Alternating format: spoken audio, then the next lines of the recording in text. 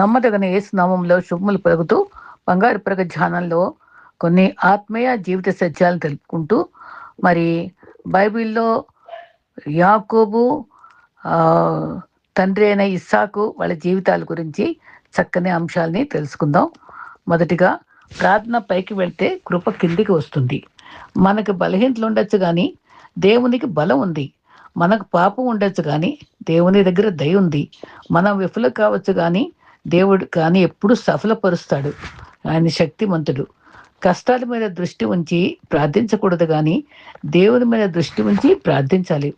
మనుషులు ఒకరోజు ప్రేమిస్తారు, మరొక రోజు ద్వేషిస్తారు. ఒకరోజు పొగుడుతారు, మరొక రోజు తిడతారు. ఒకరోజు సహకరిస్తారు, మరొక రోజు పట్టించుకోరు. కాబట్టి ఎప్పుడు మనుషుల మీద ఆధారపడకూడదు, దేవుని మీదే ఆనుకోవాలి. దేవుణ్ణి స్మరిస్తూ జీవించాలి. మరి జీవితంలో ఎన్నో అద్భుతమైనటువంటి తలంపులు వివిధ భక్తులు ఇస్తూనే ఉంటారు. ఎదురైన సమస్యలు ఎదురైనప్పుడు మనకి ఎందుకులా జరుగుతుంది అని అనుకోకుండా ఈ పరిస్థితి నుంచి నేను ఏం నేర్చుకోవాలి అని ఆలోచించడం అవసరం. కనీసం 10-15 నిమిషాలు ధ్యానం చేయడం వల్ల, ప్రభువుని ధ్యానించుకోవడం వల్ల, దివారాత్రం ధ్యానించేవాడు ధన్యుడు అన్నట్టు మనసు నిలకడగా ఉంటుంది, ఒత్తిడి తగ్గుతుంది, దీవెనలు వస్తాయి. ఎవరైనా మిమ్మల్ని ఇబ్బంది పెట్టినప్పుడు వారు ఎందుకు అలా చేస్తున్నారో, వారి ఏ పరిస్థితుల్లో అని చేస్తున్నారో అని ఆలోచిస్తే మన కోపం తగ్గి సహనం పెరుగుతుంది. కోపం లేదా అసహనం కలిగినప్పుడు వెంటనే స్పందించకుండా ఒక క్షణం ఆగి దీర్ఘంగా శ్వాస తీసుకొని అప్పుడు మొదటేమో ప్రశాంతంగా ఉండి ఆలోచించే వాతావరణం కలుగుద్ది. మన నియంత్రణలో విషయాల గురించి ఆందోళన చెందటం మానేయాలి. ప్రతిదీ మనకు నచ్చినట్లే జరగాలని కోరుకోకుండా వాస్తవాలను అంగీకరించడం కూడా నేర్చుకోవాలి. మరి మన ఆలోచనలన్నీ కూడా మరి చాలా చాలా మరి నియంత్రించుకోవడం కూడా అవసరం. వాస్తవంతో జీవించడం, గతాన్ని మర్చిపోవడం. మరి అప్పుడు భవిష్యత్తు బలహీనపడద్ది గతాన్ని ఆలోచిస్తూ ఉంటే. మన గెలుపు మనకి ఆనందాన్ని ఇవ్వకపోతే అది గెలిపే కాదు. మన అందమంతా మన వ్యక్తిత్వంలో కనబడుద్ది. అనుమానంతో బ్రతికే వ్యక్తికి ప్రపంచంలో ఏది వెతికినా ఆనందం అనేది దొరకదు. చెప్పుడు మాటలు వింటే నాశనం చేసుకుంటాం. మరి సంస్కారం అనేది పుట్టుకతోటే రాదు. తల్లిదండ్రుల పెంపకం, గురువుల బోధన, సమాజం యొక్క తీరు, సంస్కారం అనేది అలవడుతుంది. అర్థం చేసుకోలేని బంధం ఉన్నంత వరకు ఎన్ని సంపదలున్నా వ్యర్థమే. అది స్నేహం కావచ్చు, ప్రేమ కావచ్చు, మరి జ్ఞానం. పుస్తకాలు అయితే జ్ఞానం ఇస్తాయేమో కానీ మనకు యెహోవాయన భయభక్తులు కలిగి ఉంటే జ్ఞానం నాకు మూలము. అయితే మరి ఒక ఆయన చెప్పారు, ఇంగ్లీష్లో కొన్ని సూక్తులు మనం గమనించుకోవాలని చెప్తూ, believe in your self, believe you can and you will. అదే మనకి ఫిలిప్పి 4:13 నన్ను బలపరచు అని అంటే నేను సమస్తం చేయగలను అని ఉంటుంది. మన మీద, దేవుని మీద నమ్మకం పెట్టుకోవాలి.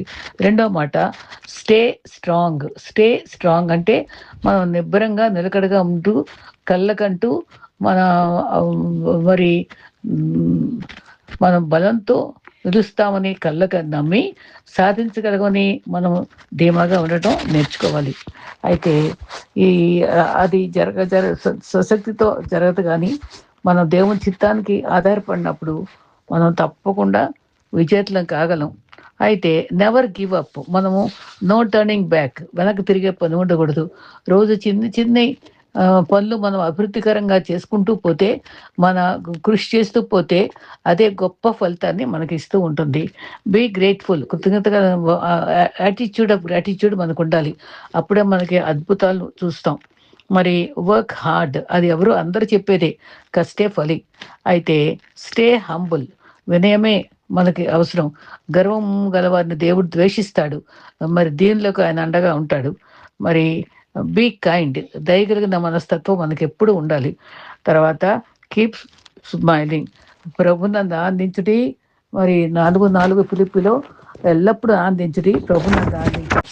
ఈరోజు చెప్పబో అంశము ఇస్సాకు జీవితము, తన కుమారుడైన యాకోబు జీవితాన్ని గురించి అమూల్యమైన తలంపుల్ని మనం ధ్యానిద్దాం.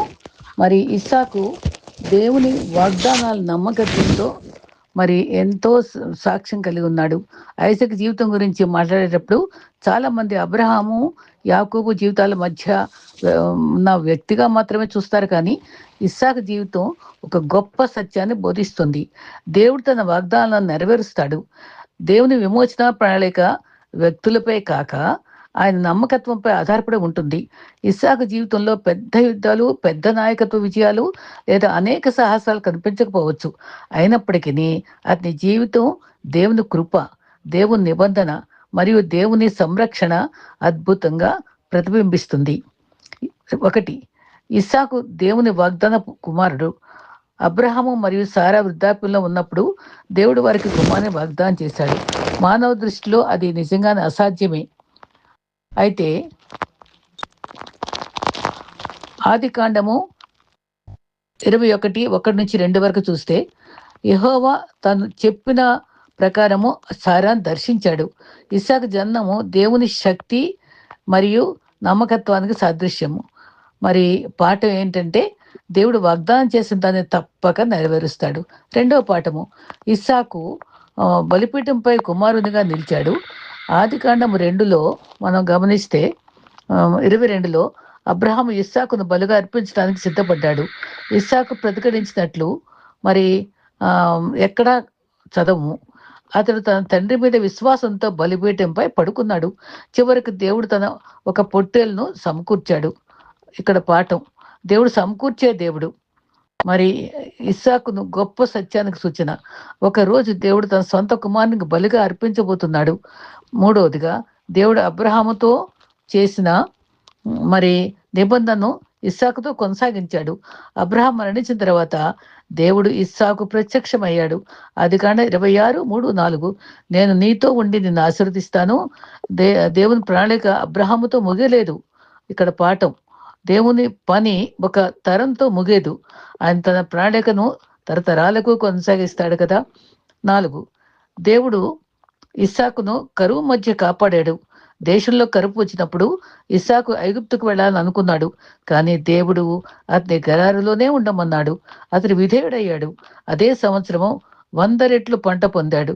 అయితే ఆదికాండం 26:12, అతడు ఆ సంవత్సరము 100 ఫలం పొందాను. అక్కడ ఒక పాఠం కూడా ఉంది. ఏంటంటే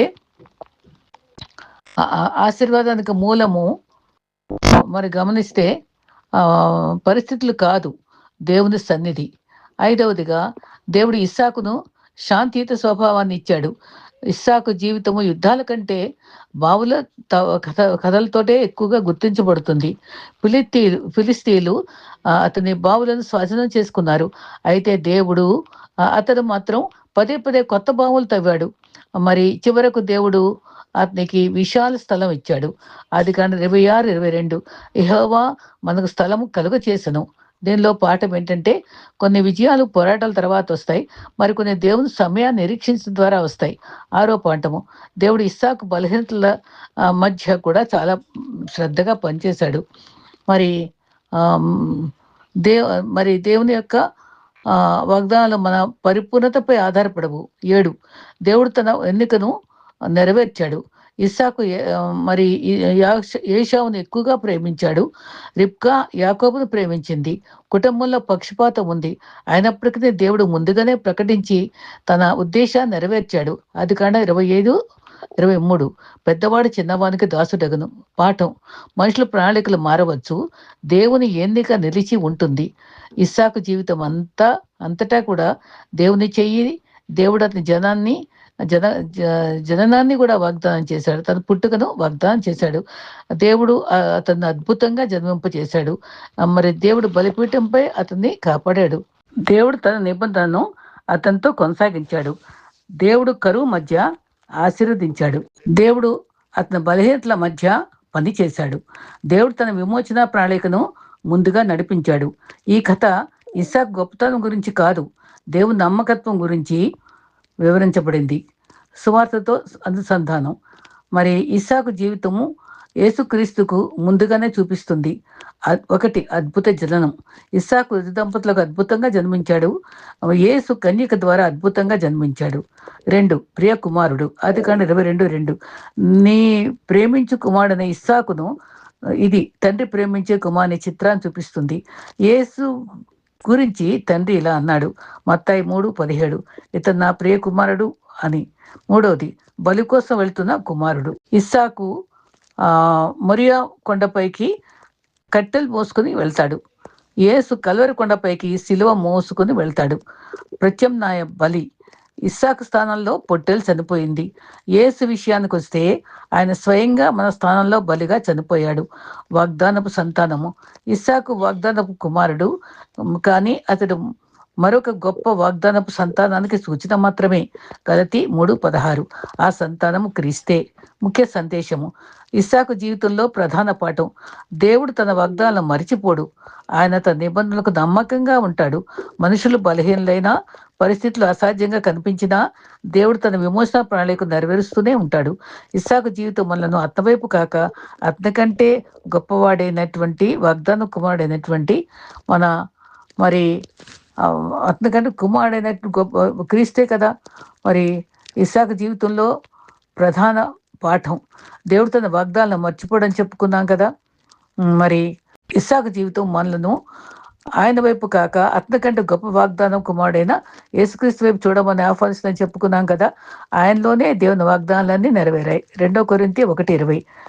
రెండవ భాగంగా మరి యాకోబుని గురించి కూడా కొంత తెలుసుకుందాం. యాకోబు మనుషులను మార్చే దేవుని కథ.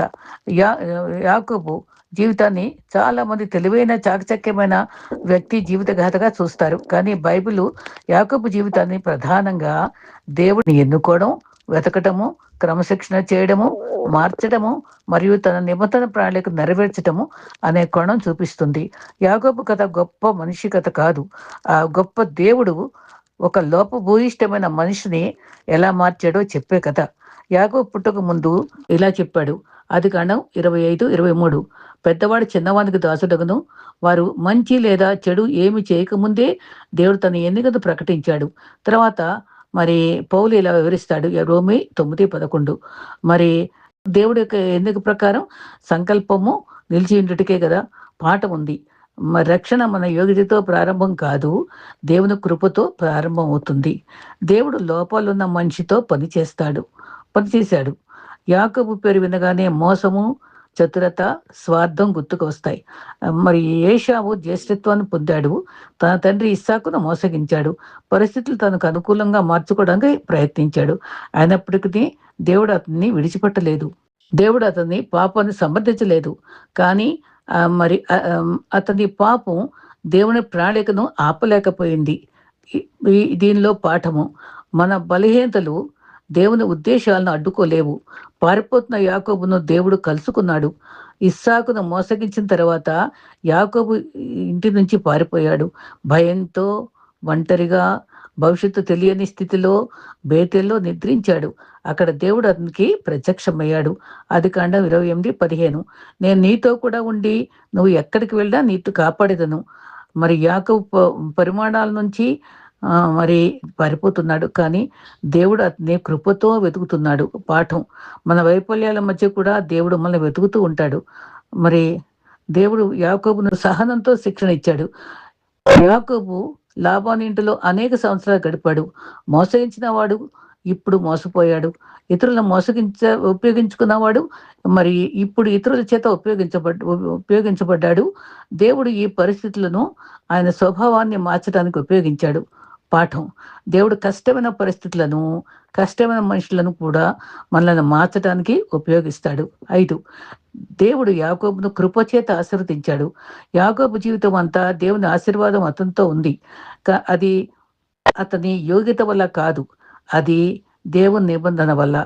దేవుడు అతన్ని కాపాడాడు, అభివృద్ధి పరిచాడు, తిరిగి తన దేశాన్ని చేర్చాడు. ఇక్కడ కూడా ఒక పాఠం ఉంది. దేవుని ఆశీర్వాదాలు మన క్రియలపై కాక దేవుని కృపలపై ఆధారపడి ఉంటాయి. 6వ భాగం, దేవుడు యాకోబును తనపై ఆధారపడే స్థితికి తీసుకువచ్చాడు. ఏశావును కలుసుకునే ముందు యాకోబు రాత్రంతా ఒక దివ్య వ్యక్తితోనే పోరాడాడు. ఆదికాండం 32:28.